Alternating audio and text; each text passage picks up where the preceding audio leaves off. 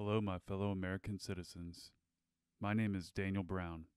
I'm the host of the Dangerzone podcast, and I would really appreciate your attention on an urgent matter.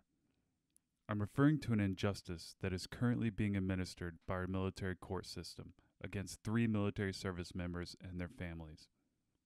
Their trial is in June, and they are in desperate need of action to dispose of this case before then. These 3 men are facing manslaughter charges for a situation that was caught on security cameras and is clearly a demonstration of self-defense. In a civilian case of self-defense with an unbiased grand jury, this case would not even be recommended for trial, especially not one with clear video evidence. These are some examples of the unfair treatment they have faced from the beginning and will face if this goes to trial. There has been no presumption of innocence since the incident occurred over a year ago. The DoD has controlled the narrative surrounding the case for the past year, preemptively labeling these servicemen as murderers in the media. The accused service members in this case have been punished prior to trial, proving that there has been no presumption of innocence in this case, even before a decision has been made at trial. You may think that this is like a civilian trial, but it's not. There is no impartial jury.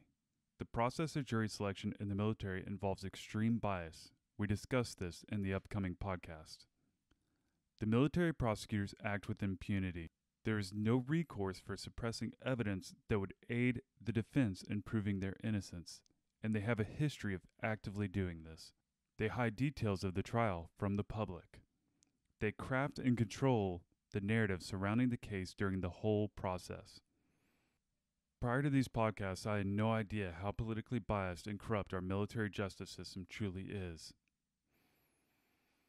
I think it is important to specify that the Department of Defense has a long history of wrongfully convicting our servicemen and women.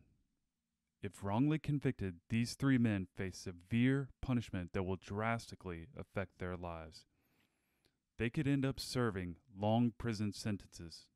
This unethical treatment damages their relationships, their children's lives, their health, finances, and their ability to gain employment in the future. I have only mentioned a few of the destructive effects of this abuse that is about to take place in June. My next podcast dives into the facts about how our military justice system is broken.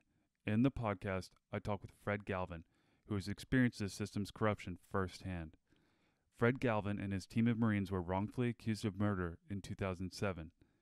He has fought for justice for himself and his men for over a decade, which provides unique insight into the complexity and severity of the current case. He also explains how broken and politically corrupt our Department of Defense justice system really is. Following the podcast with Fred Galvin, I talk with Destiny Dreher, the spouse of Danny Dreher, one of the accused service members involved in the current case, which is pending trial. Destiny is a mother, prior service member, and Gold Star spouse. We discuss her personal experience and gain some perspective on how this current case has been handled so far, while exploring the impact it has had on herself and her family. To all my listeners, I would ask that you please provide your support in a couple different ways. First, listen to and share these next 2 podcast episodes featuring Fred and Destiny. Secondly, consider financially supporting these individuals and their families. With these stacked charges of manslaughter, it takes a substantial amount of money to mount a defense, especially when you're going up against a judicial system that is stacked against you. The following organizations are actively taking donations to support these servicemen and their families. Please visit uap.org, reconsniperfoundation.org, or reconfoundation.org. Thirdly, I would ask you to consider writing to your representatives in the U.S. Congress and Senate. In your letter, briefly mention the facts in the case. Ask them to take action on behalf of the accused and join the Justice for Warriors Caucus. If you are in the military or a veteran, do not mention your association with a branch of service. Otherwise, the letter will be intercepted before reaching your representative and only be directed to the branch of service you mentioned. You can also attend your representative's town halls or schedule an appointment with them at their district offices. When you see them, ask them if they are familiar with the case if they are willing to take action on behalf of the accused, and ask them to join the Justice for Warriors Caucus.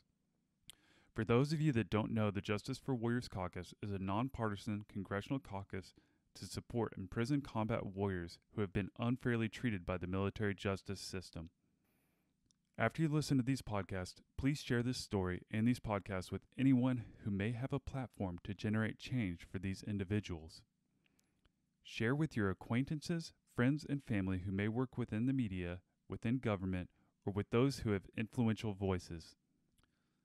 Please join with me in taking action for these individuals and families who are facing an upcoming trial that has silenced their voices and offers little hope of a fair outcome.